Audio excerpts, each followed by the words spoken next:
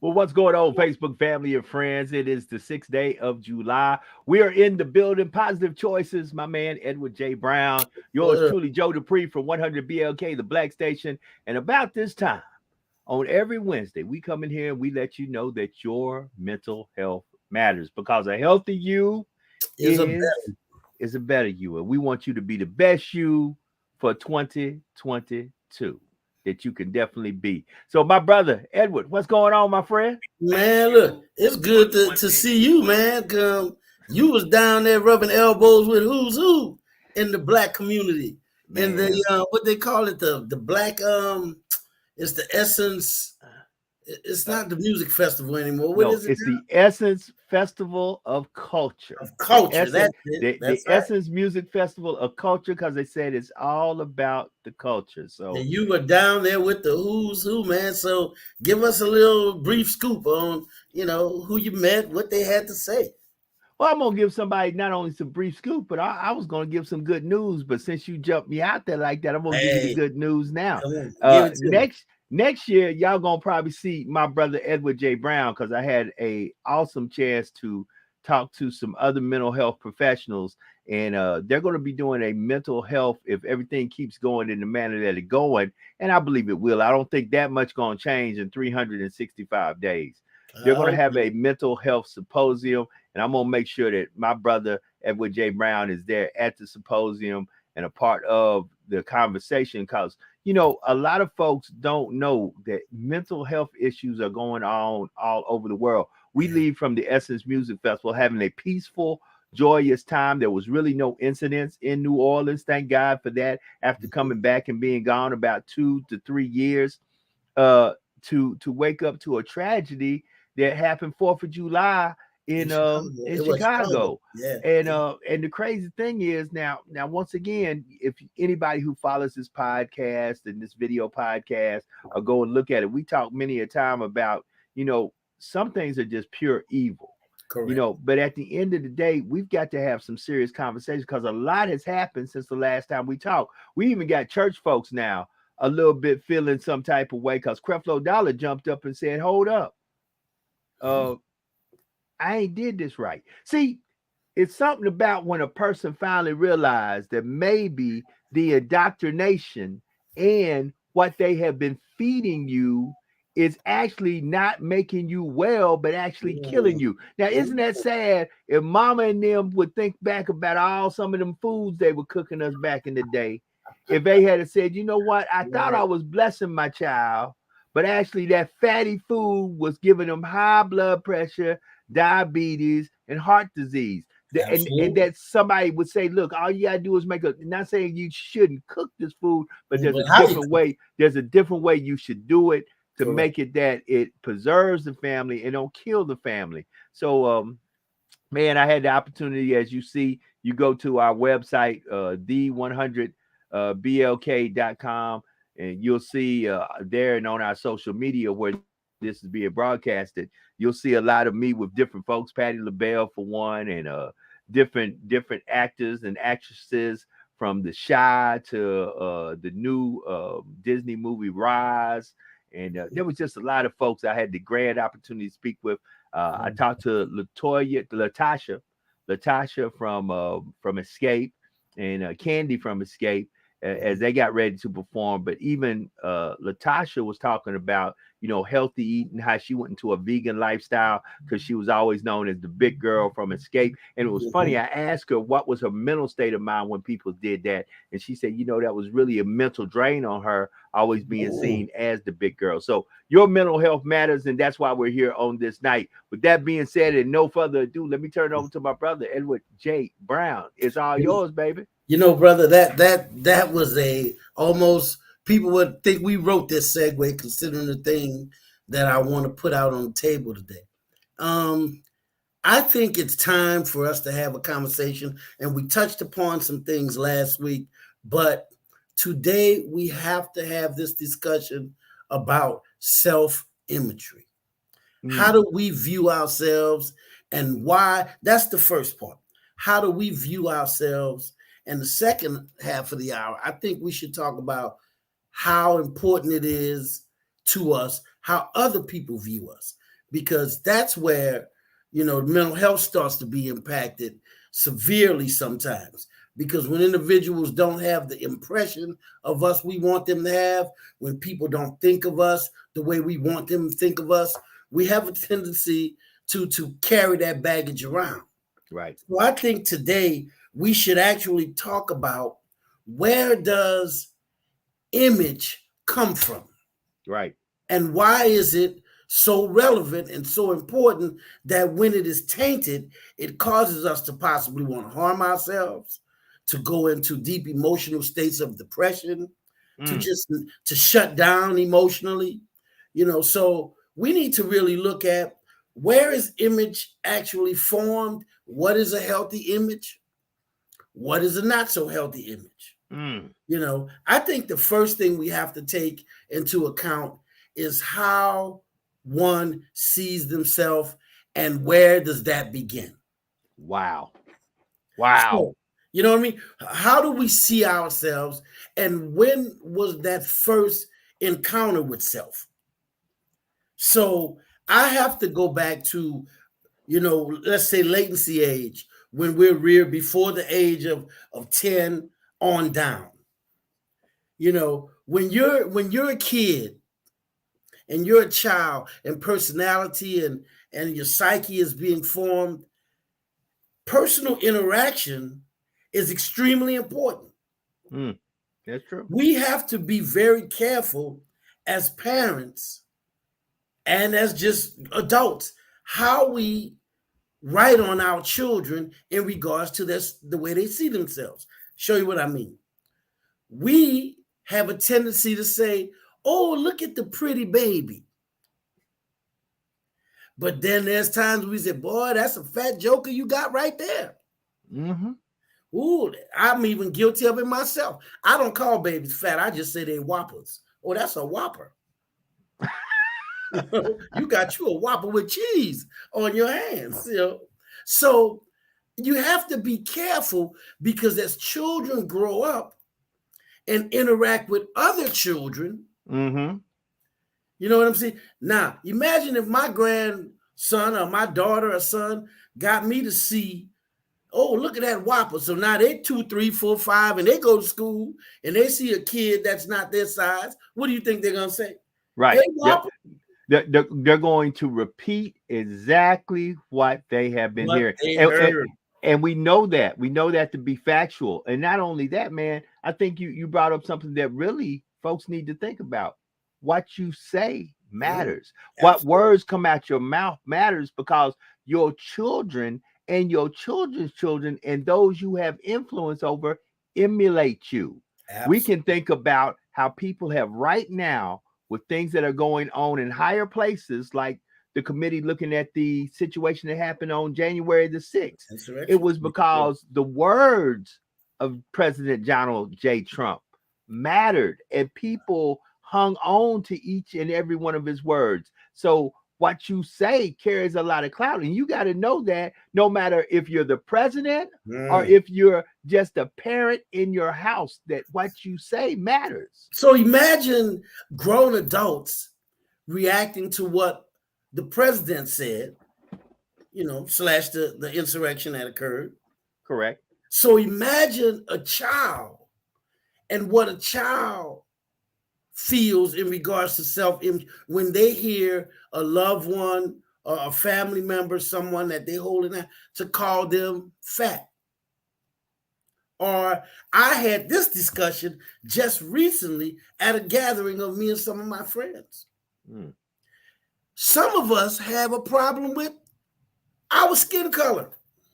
Yes, that's true. If you are not of the lighter persuasion, you can't possibly be beautiful. Come on.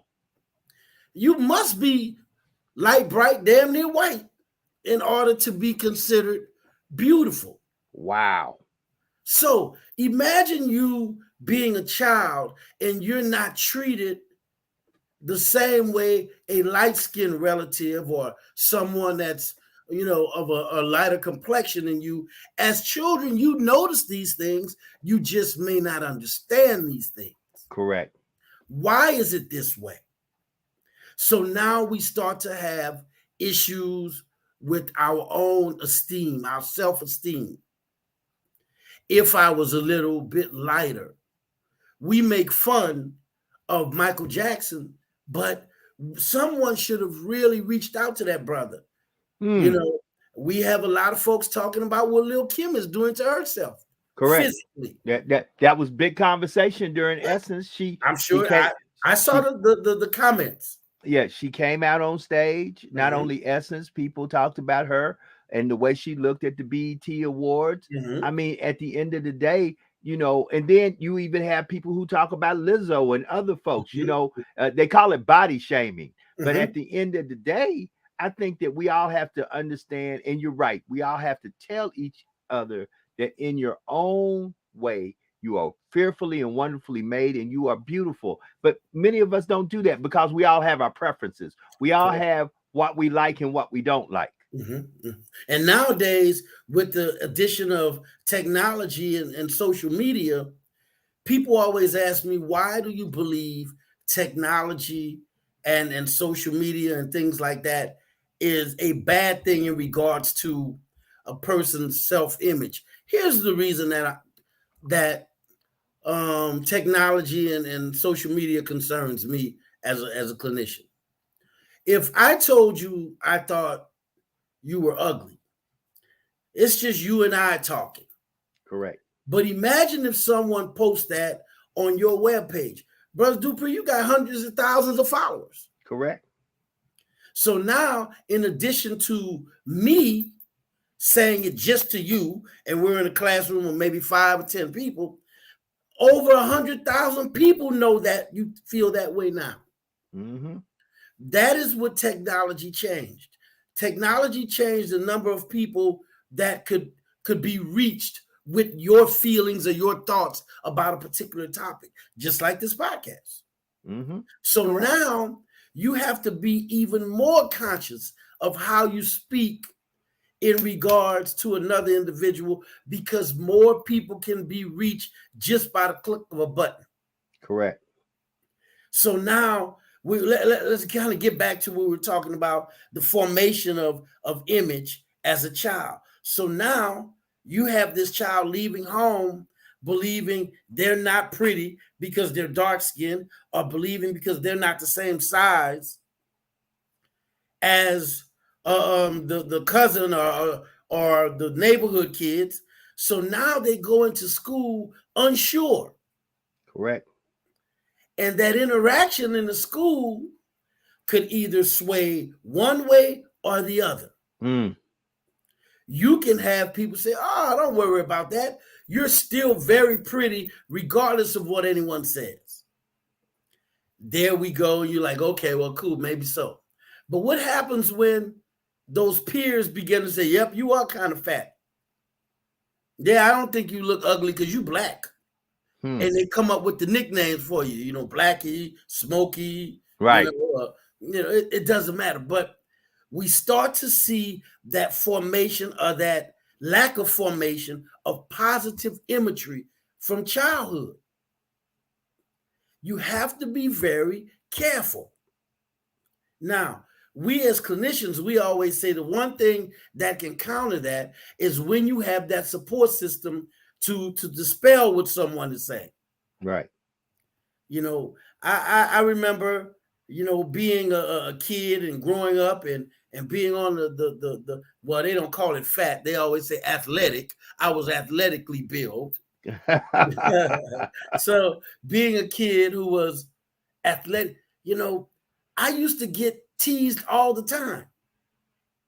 But the people who teased me, I was able to know without a shadow of a doubt, they really cared about me. They were my friends. Correct. That, you know, even some my uncles were something. Whenever I would go outside, I would tell my friends, "Oh, you ain't as bad as my uncle. My uncle way funnier than you." And I began to have positive self-image regardless of what anyone said. On top of that, it didn't help that my mind works like that, and I always had a comeback. So, you know, what they call it the dozens, we called it ribbon in New Orleans. So, you know, I was always able to just come back with a response. Okay. So it also helped. But when the people that I loved told me I was handsome and that I was something positive, it helped set the foundation for what I was going to build my self-esteem upon. Some of our children today do not have what they need to build that positive self-image. And when that becomes so heavy, then we have children who think about ending their lives, or who go into deep depressions, or who just do not fit in socially, and they feel the answer is grabbing an assault rifle and shooting up the school. Correct. So if you do not believe that imagery formation at very young age is important, think about that poor image when they get to be high schoolers or they're young adults. They come out of latency and then they go into, you know, pre-adolescence. And you have that young girl that does not think she's pretty, and she starts to cut herself, or she starts to not have appropriate behavior in regards to, you know, her peer interactions. It's very important that we take the time to help our children build these positive images and have strong self-esteem. So we get out of, you know, the latency age, and we go into, you know, preteen, and hormones are raging now. Right. You know, now let's take a turn real quick with Brother Dupree. We would ask the ladies to just sit back and kind of listen to this. You and I can remember being a teenager. Oh yeah, we can. And all of the stories about all of the sex that everybody in the clique was getting. Right. All the lies. All the lies.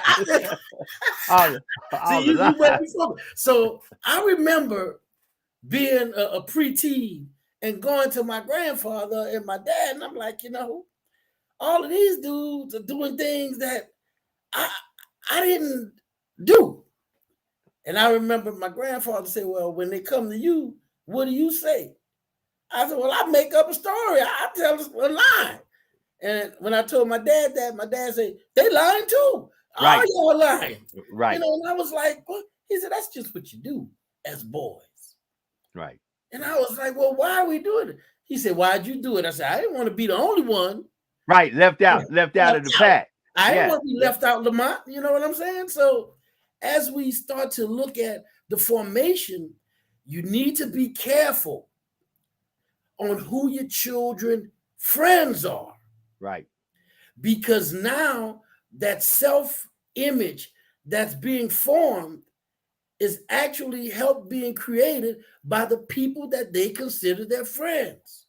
I mean, if you really even think about it, and I was just scanning and I was looking at something on another one of my devices, this takes me back to the 1995 movie from John Singleton, Higher Learning. Mm-hmm. You know, that was really a movie about the consequences of self-imagery. You know, you had Omar Epps, Michael Rappaport, Ice Cube, Tyra Banks, and here it is, Michael Rappaport, who was just trying to really be in with the brothers, kind of got put out by the brothers, then got drawn in by those who had Aryan Nation, the Nazis, who indoctrinated him to say, look, this is why they treating you this way.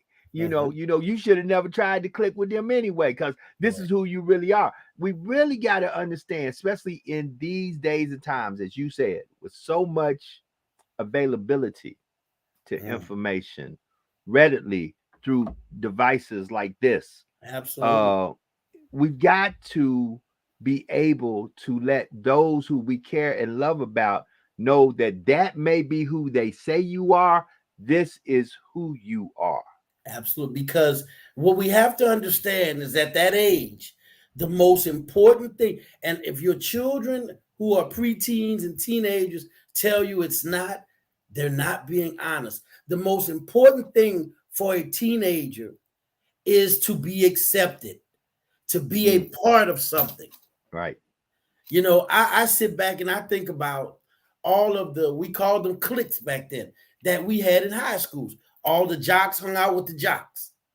All the band members hung out with band members. The cheerleaders hung out with the cheerleaders. We even had at our school, at our high school, there was a section for kids who smoked.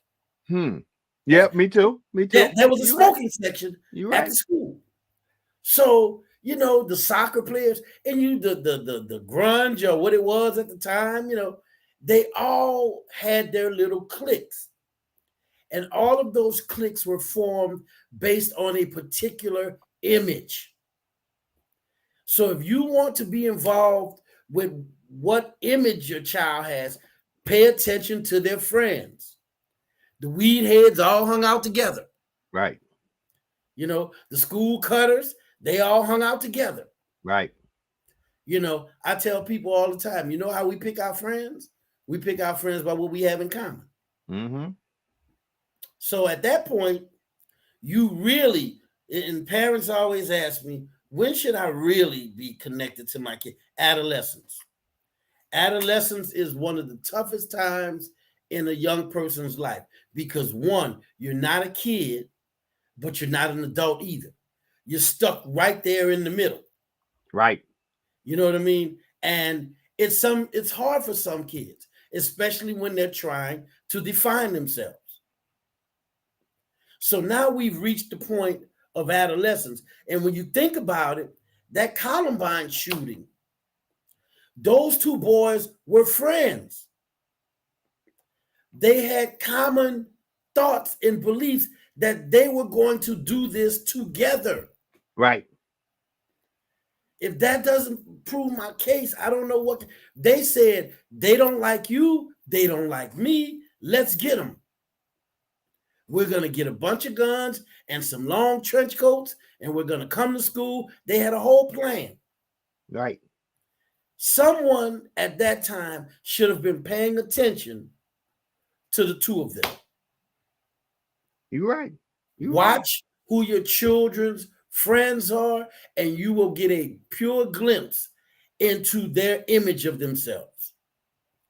I remember, you know, we see the girls, they all walk around and they all 3 or 4 of them at the same time putting lip gloss on, checking makeup. Oh, okay. Those are the divas. Right. Then you see the girls I'm probably describing my school. You see the girls who come and they all got sneakers on and gym shorts on. Those are the softball players and the basketball players. You're right.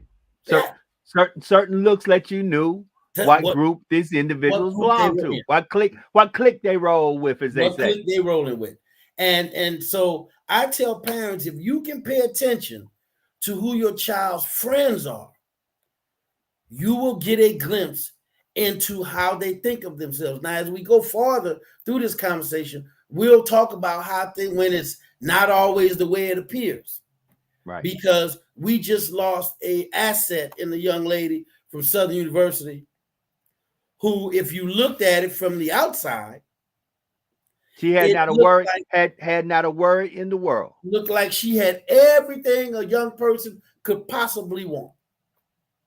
So we'll get into that in just a few minutes about how and what to do once you find out positive self-imagery is not present. What do you do as a parent? What do you do as the loved one of someone that has low self-esteem? Right. Because there are so many different things that occur when a person has low self-esteem. They allow themselves to be abused.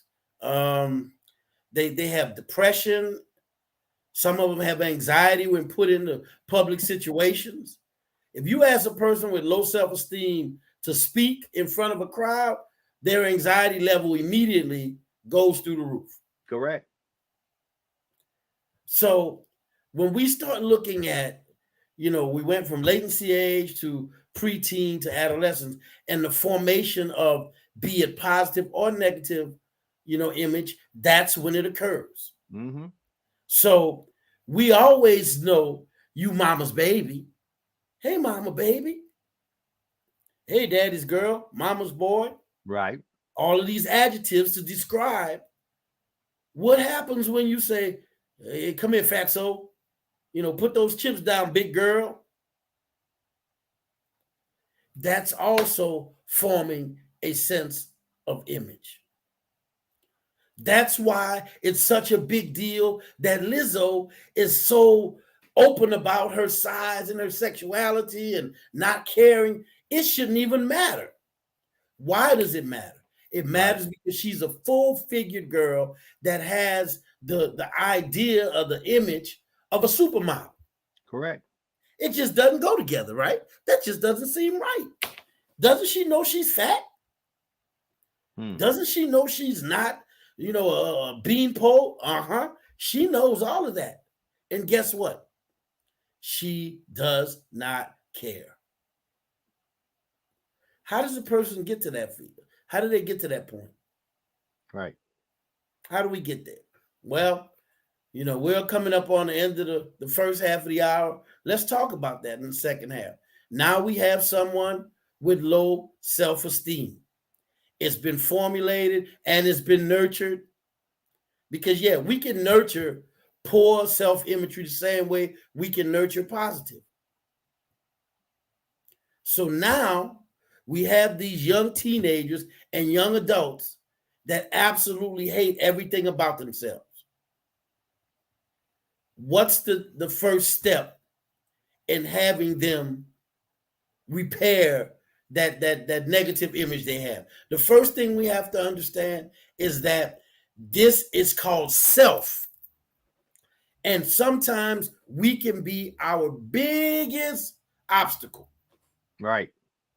You're sitting here thinking you're fat, you're unattractive, you're skinny, you're unattractive, you're dark, you're unattractive, you're light-skinned, you're unattractive. And all the while, everyone around you sees something completely different. Correct. They don't see what you see. You have that guy, you could be as skinny as a pencil, as my grandmother would say. This guy chases you around because all he wants to do is take you on a date. And you wonder what's wrong with him. You must not like good-looking women. And he looking at you saying, I absolutely like good-looking women. That's why I like you. One of the best movies that I've seen, and it was Shallow Hal. What is it? Shallow Hal or Shallow? Yeah. That was it. Shallow Hal. And he was put in some type of trance where he could only see the beauty on the inside of a person. So it altered what he saw on the outside. Correct. And what I liked about the movie wasn't how she was looking at him saying, what do you see? What is your problem? What I like about the movie was how he was looking at other people who was talking about her. He was like, you would hope to be with a supermodel like this. And people were like, what? Mm-hmm. And he was like, I just can't believe you don't have dates lined up around the corner. And she was like, no, because he saw something that she didn't see.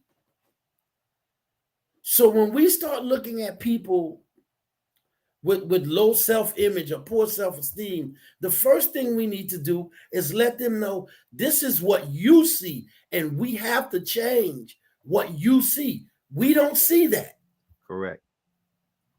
We see the wonderful, yes, beautiful person that you are.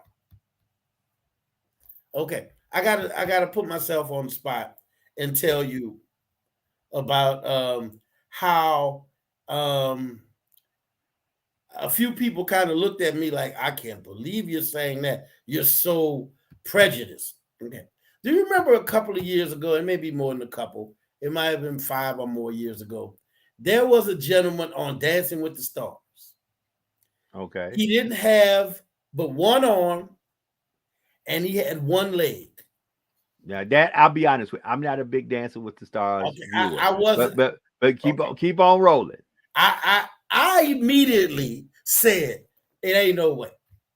It ain't right. You counted him out. It ain't no way he should be in the finale. Okay. It's not gonna happen. He ain't gonna make it to the final. He got one. He can't move to the right, or he can't move whatever it was, and he can't move this arm, and it's just not fair. We got people that can move with it, and people were looking at me like, I can't believe you're saying that. Oh Lord.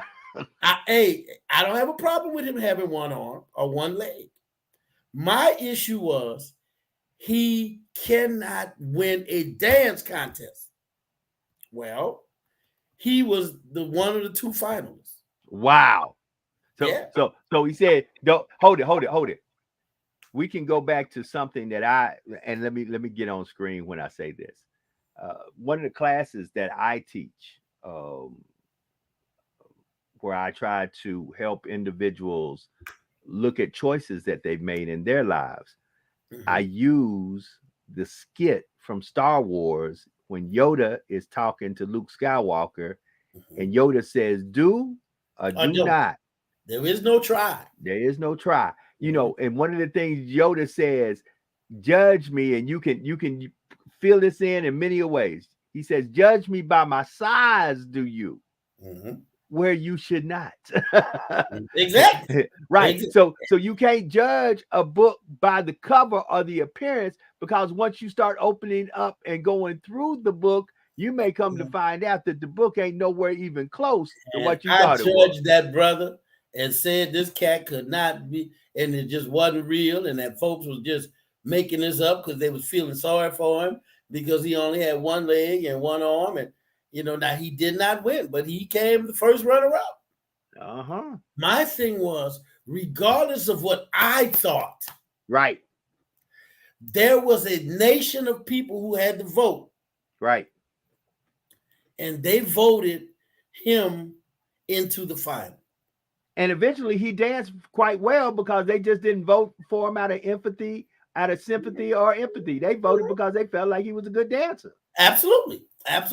So when we start talking about helping a person with low self-esteem or helping a person who has poor self-image, the first thing you do is you point out, I need you to understand. You see this. The people who love you and care about you, and even the people who don't know you, don't see this. Right. So once you start to point out, it is a objective viewpoint that you need. I'm it. I don't see that. So now, as good as that may sound, here's the thing. What if they do see that? The reason I brought up the guy with the one leg, and he had one leg and one arm, no matter what. No matter what I saw, whatever. You can't see an extra arm. He had a prosthetic on the arm, and he had a prosthetic on his leg. My thing is, what I thought did not matter. And here is where we get to the meat of this podcast. Come on, talk to me. Why does other people's opinion matter so much to us?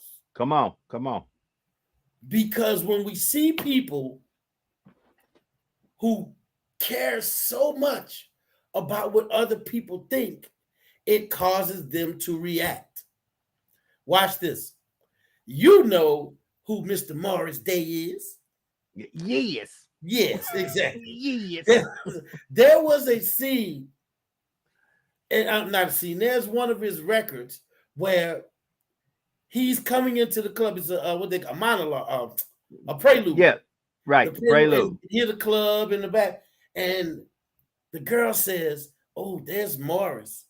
I hope he comes over here." And the other girl says, "He thinks he's so cute." And then he walks up and he's singing, "Ain't nobody bad Like me. The girl said, I don't know who told you could sing. And he immediately went, yeah, baby. Anyway, it was kind of like, right. Who cares what you think? Right. I'm here. So I'm doing it.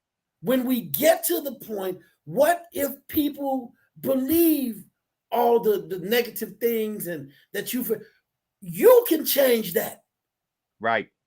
Who cares what they believe? Now, what I teach people as a clinician is that people have a tendency to believe what you put out. Morris told people, ain't nobody cool like me. Right. So people started saying, hey, Morris is cool. Right. COLL. Hey, I'm the overweight lover, Heavy D. Right. People started saying, Heavy D a lover. Why? Right. Because he said it. Right. The Velvet Teddy Bear. Right. Gerald Levert. People started to love them because of the way they thought about themselves. It didn't matter what anyone else thought. Well, it's like I always tell folks. It's not what I say, it's what you answer to. Mm-hmm. It's not what I say. What we say that a great right. We say that a great deal with the use of the N-word. We say, hold up, it's not what they say, it's what you answer to and what you see yourself as. If you say I'm not the N-word, you're not the N-word. And at the end of the day, you just got to understand. And the problem with that is many a times, sometimes you want it for folk more than they want it for themselves. Correct. We have to get to the point where you realize you have to think what and how you want yourself to be perceived. Right. When you sit there, and I tell people all the time, NFL players, you have 22 alpha males on the field at the same time. You cannot be out there second guessing yourself, worrying about the play that just passed because you have another play coming up after that. We have to start teaching our young people. I don't care what 99 people think about you. I want to know what you think about you. Right. And when we start to get them to understand that's all that matters. Right. Then we produce people like the Lizzos and the Gerald Leverts and the Heavy D's and the Morris Days and all these other individuals who, regardless of what you think about them, this is what they think of themselves. We have to get folks to the point where they start to say, I feel good about me. And when, you say you got to change the way you see you before anyone else can change the way they see you. Mm-hmm. And people don't realize that's how it is. I'll never forget being on a football team years ago, and the coach said, who's the best player on this team? And the hesitation people had before they raised I raised my hand. I said, me. And they was like, if you don't put your hand down, you ain't the best player. I was like, well, until somebody proved me wrong. That's me. Today, I challenge anyone that watches this podcast. Help someone build a positive image of themselves by saying something kind to them. I see people all the time, every day, and I'm like, wow, you're giving off good energy today. Right. What? Yeah, I'm giving good energy. You're smiling, you're nice. Yeah, you're giving off good energy. Keep it up. Wow, I had no idea I was doing that. Because when people are not giving off good energy, we feel that too. We feel like, well, this negative energy they're giving is not something I want to be a part of. Yep, that's true. So we are now at the point where if they have you have to help them write the new narrative. I asked the lady today, I had a session today, and I asked her, in an ideal world, tell me what it looks like for you. And she thought about it, and she said, in an ideal world, every school in this country is a safe haven. No more school shootings. And I told her, outstanding. Do you know why? She said, well, why? I said, because if you could do anything, it doesn't involve self. It involves your community, your society. And I said, you could have easily said, in an ideal world, I'm laying on the beach with a drink, with an umbrella in it, and, you know, I got plenty of money in the bank, but she didn't.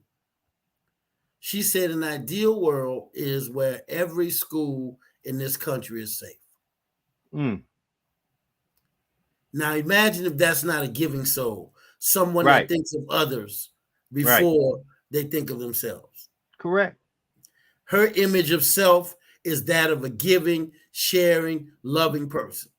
Right. Brother Dupree's image, you know, he has his own image. I have my image of him. This is one of the most talented brothers I've ever met. His ability to work a room, to work a crowd, to know his craft. We talked about perfecting our crafts. Right. Doing what he does is not something you can just get on the radio and shoot from the hip. It takes work and preparation and training. I can say that. I know this brother, and his spirit and his soul is good.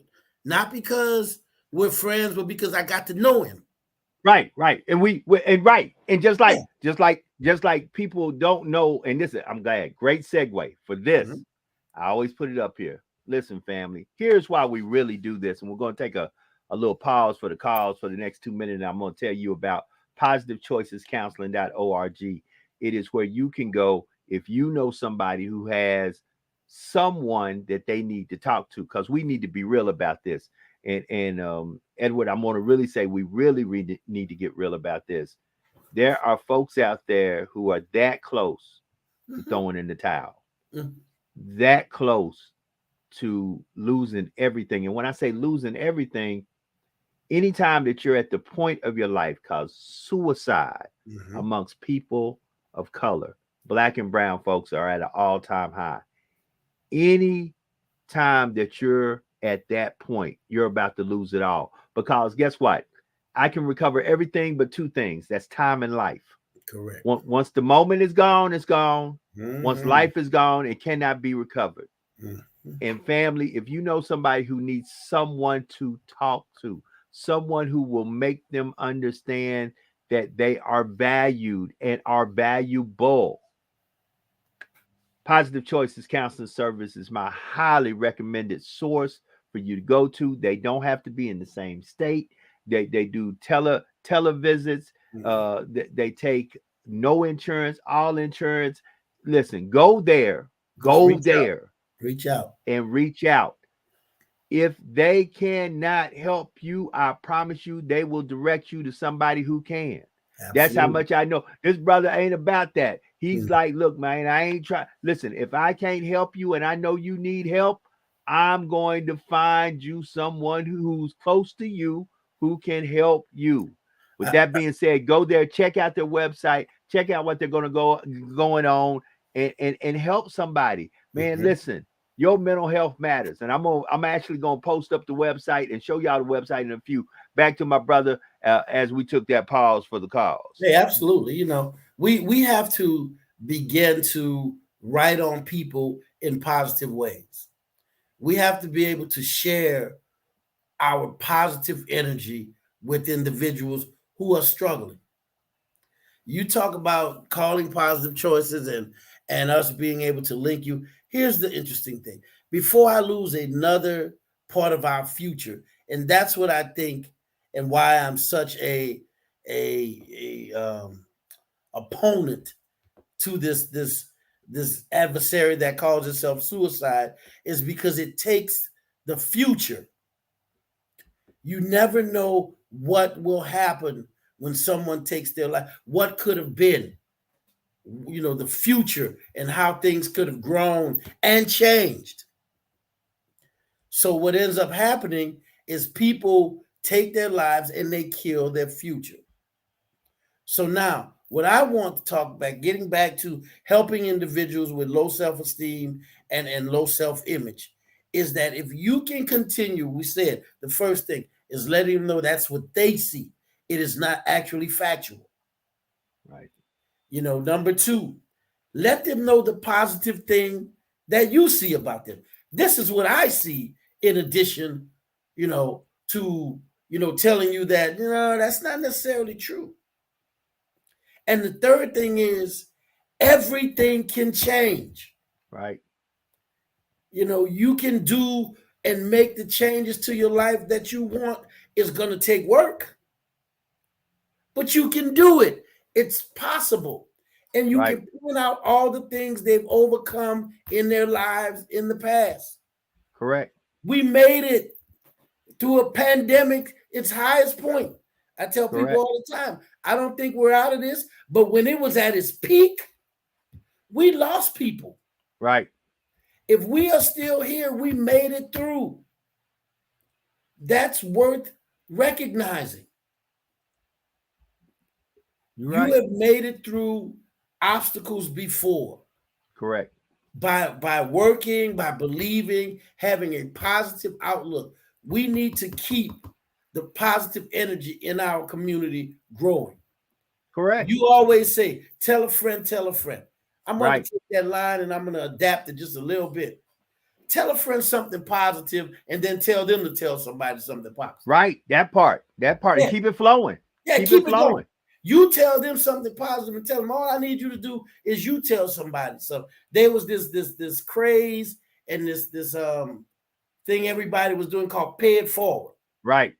I think Oprah and them started it years ago or wherever it started at, where people was paying a toll for the person behind them.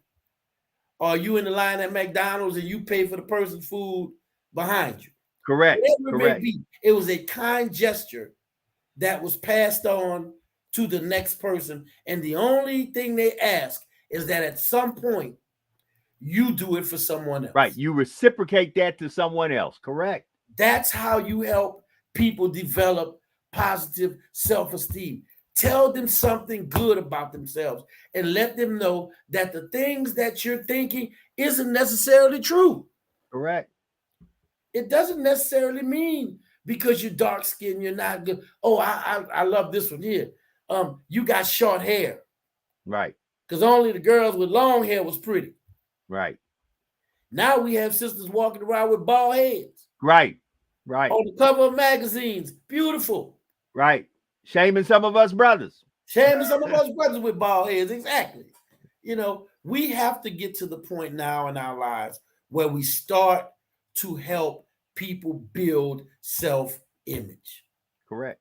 People, my secretary always says, she says, in your first session, I don't know what it is you do, but people come out of your office like they just won the lottery. I say the first thing I sell people when they come into my office and they do a session is I sell them the ability to change. We let you know you have the ability to change. And that's what people get excited about. So you mean to tell me I'm not going to be depressed? We're going to change. We're going to work on changing that. I'm not going to have panic attacks. We're going to work on changing that. We don't get along. We're going to work on changing that. So until you get to the point where you can tell somebody, listen, what you're saying, what you're thinking is not necessarily the truth. Allow me to interject some positivity into this. And you'll know it's working when they're looking for you for that positivity. They're calling you, asking you, hey, man, I'm having a bad day. What's going on? Bad day? What, man? Get out of here, bad day. Here's some good news. Here's some. And you're always able to deliver something positive. I tell people we should always have a person that we can go to for a good word. That's right. That part. At least one person. Right. You know, and I remember listening to the guy after he didn't win with the one leg and the one arm, and he said people counted me out, and I said, "Wow, he talking about me." Right. People counted me out, and all I wanted to do was show that people with disabilities can do things as well. We can do things as well. And I had to take responsibility for what I thought and what I was saying. I was like, this brother can't win. He got one leg and one arm. How you gonna win a dance contest?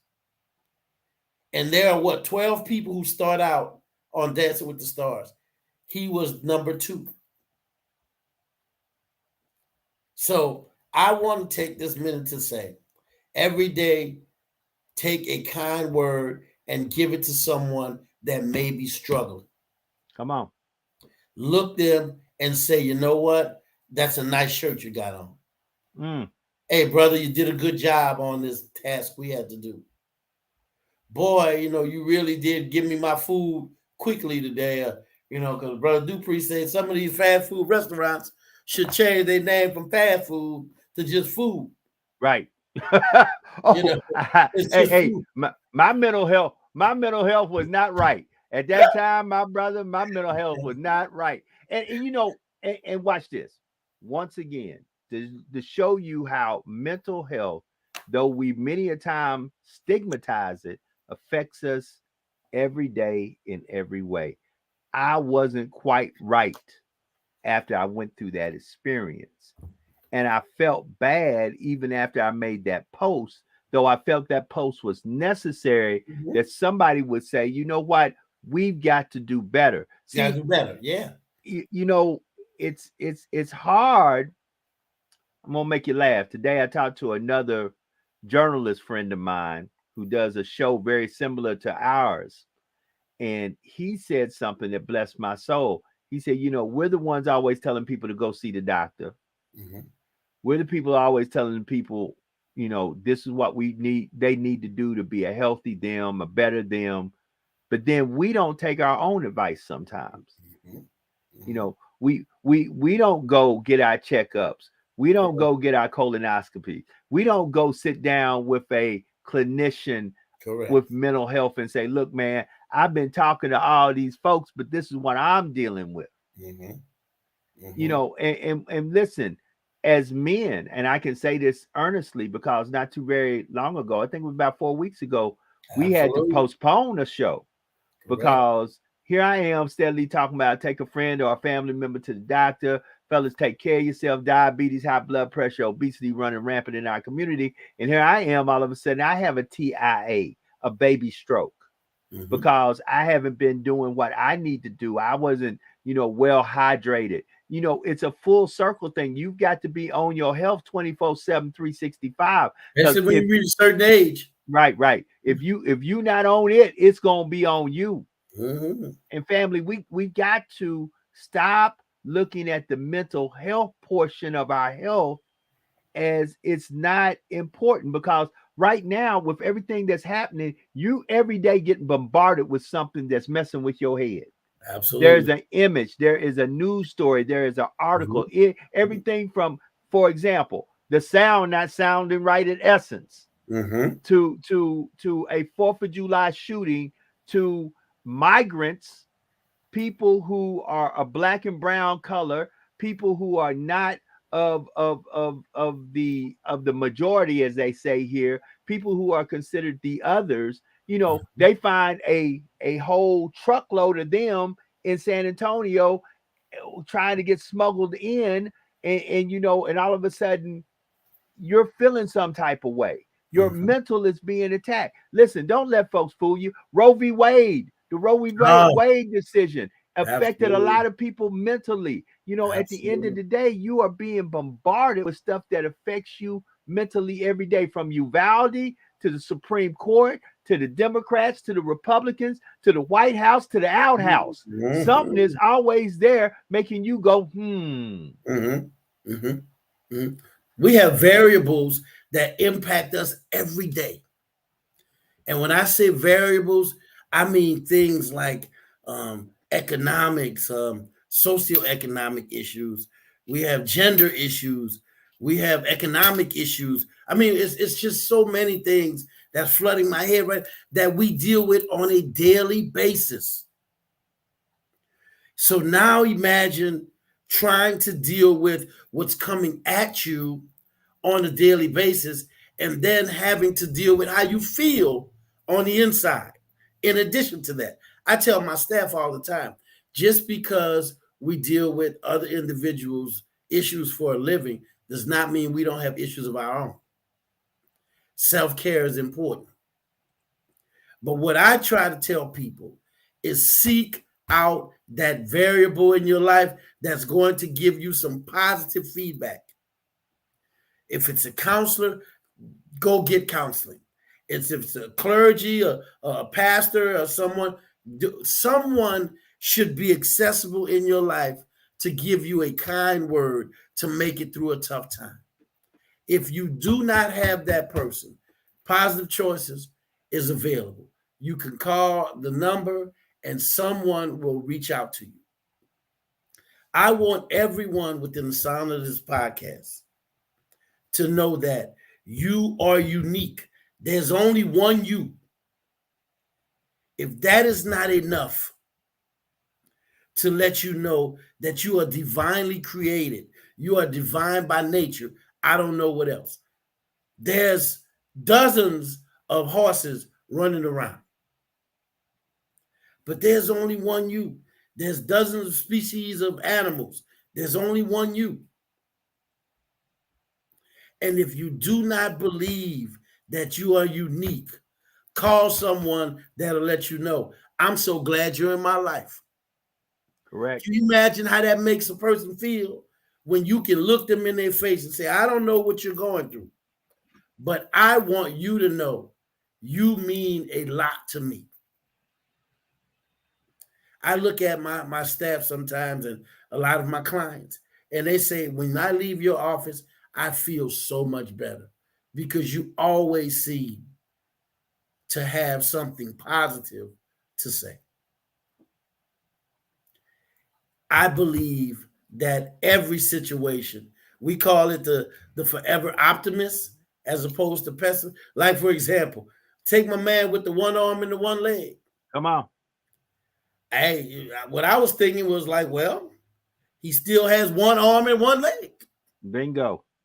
And he still has learned to dance, to smile, to laugh, to spread joy.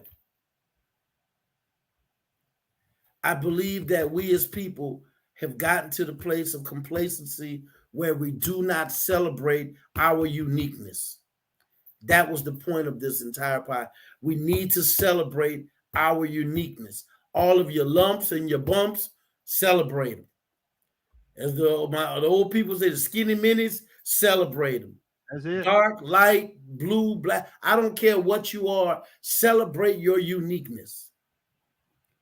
Because there is only one you. I tell my brother Dupree every time I see him, I say, man, it's good to see you. I don't say that just because I have to. I say it because it's true. There's only one brother like him. He's only one person. The only one like him. Uniquely made. I'm the only one like me. Am I happy with everything about myself? Nope, but it can be changed. Correct. So that is what keeps me excited. I can change the things that I want to change. It might take some work, but I can do it. So, Brother Dupree, as we wrap up tonight, I want to thank you for I lived vicariously through you at Essence this weekend. I think I'm past and then Hulu was able to broadcast it on TV. Hold it. So let's home. I was able to watch it on TV. Hold it. Hold on. Let me naturally and right here on our podcast apologize. Now listen, one of my biggest sponsors at the Essence Music Festival is my brother right here in Positive Choices Counseling Services. And that's why every Wednesday we do the Wellness Wednesday. But he's not only and hold on. starting today, henceforth, I'm going to stop using that word because I learned something in all my years of media. You have to adjust with the times, and sometimes you have to understand that your words do matter. This brother ain't my sponsor. He's one of my partners, and one of my biggest partners in me broadcasting live from the Essence Music Festival is Positive Choices Counseling Service. And I normally try to get up with my partners and hang out with them a little bit. But man, I got the Essence on a Friday. And when I got there, lo and behold, the heavens fell out in New Orleans. And when I say the heavens, it rained. Oh my God, did it rain. And so then, of course, because we hadn't been back outside in that magnitude in years. And actually, it was almost 3 years. You know, that's the last time I was on the Essence floor dealing with Essence was really 2 years ago. It was the 25th anniversary. But, 2 years ago, a lot changed in 2 years, and there was a new regime. There was a lot going on. So at the end of the day, there was a lot of adjustments being made. And people read about it in the paper. You see the pros and the cons of Essence, which was expected with 2 years in hiatus. And all of a sudden you're back and you're dealing with, listen to this, family, over 500,000 people showing up for a 3-day weekend into New Orleans. Wow. So, but once again, we had a great time.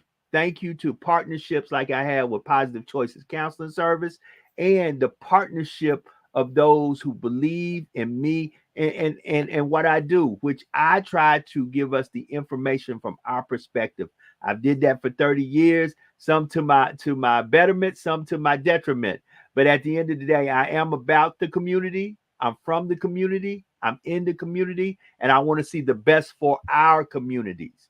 Because I don't believe we need to go to the other side of town because their water is colder. I believe that everything we want, need, and desire is right here if we cultivate it correctly. And we can have a blooming oasis within our own communities where we can rebuild what was broke down, even if it was broke down by us. Absolutely. So with that being said, better, brother. Well, with that being said, it is that time, and I'm going to let my brother close out. And, we got nothing but love for y'all. Definitely go to the website that you see right there, Positive Choices Counseling Service. Brother Brown, it's on you, man. Hey, as simple as this, man. I got 10 seconds. If nobody else told you today, we love you. We'll see y'all next week. Peace.